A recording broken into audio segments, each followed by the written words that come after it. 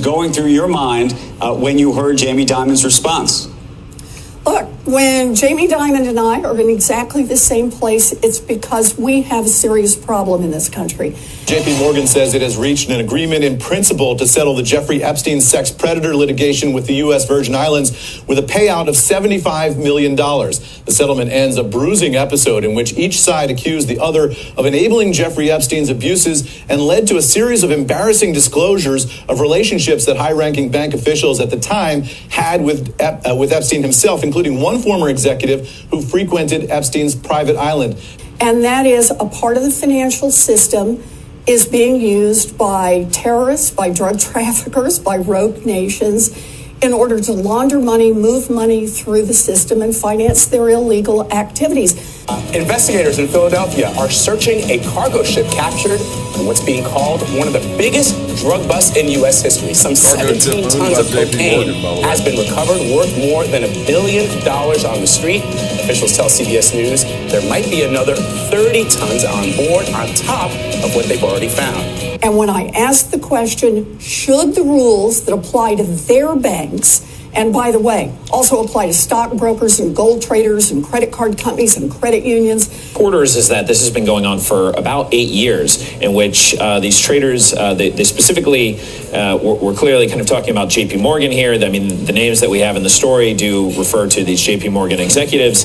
They had been spoofing the market for the better part of 8 years, and silver, gold, platinum, palladium, I mean, all of the precious metals. What I'm talking about is the part of the system that makes sure that banks are not being used for terrorist financing, for example.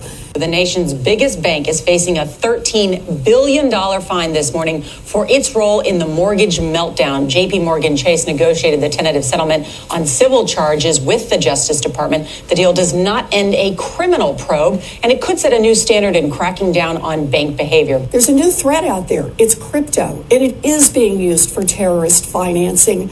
It is being used for drug trafficking. JP Morgan Chase has agreed to settle fraud charges for its role in the financial crisis. Under this settlement, the bank will now pay $154 million, just shy of that, which is actually less than what it earns in 1 week.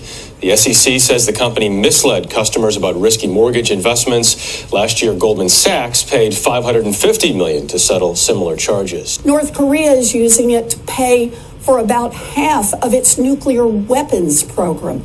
We can't allow that to continue. JP Morgan, Barclays, Citigroup are amongst 5 banks fined a combined total of 1.07 billion euros by European Union regulators for taking part in 2 cartels in the spot foreign exchange market for 11 currencies. You know, we have something called the Bank Secrecy Act, which is how banks are required to monitor certain kinds of transactions that go through the system.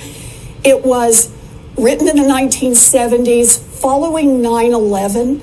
The law enforcement folks went back, looked at what had happened, figured out how the financing had made it through the system, and that's the last time that Congress updated the Bank Secrecy Act. What we need to do is we need to update it again because there's a new threat out there. JP Morgan Chase has officially settled with federal authorities over criminal charges that the bank ignored warning signs of Bernard Madoff's $65 billion Ponzi scheme. The bank will pay $1.7 billion to settle the claims, which authorities say is the largest bank forfeiture in history and the largest penalty by the Department of Justice for a Bank Secrecy Act violation. That act requires banks to alert authorities about any suspicious activity. Yeah, so I'm so curious. The point on that last one is she's talking about how we need to update the Bank Secrecy Act. Well, what good is it? What good is the Bank Secrecy Act if JP Morgan gets to violate it at will and they just pay a fine that's probably much less than what they actually made by violating it? Why upgrade it? If the largest bank in the world, and she basically wants us to have a consolidation of a handful of banks, that way people like her can control the people. But if they don't pay any attention to the laws that exist and they just get a slap on the wrist, then why make the law any better or different? What difference does it make?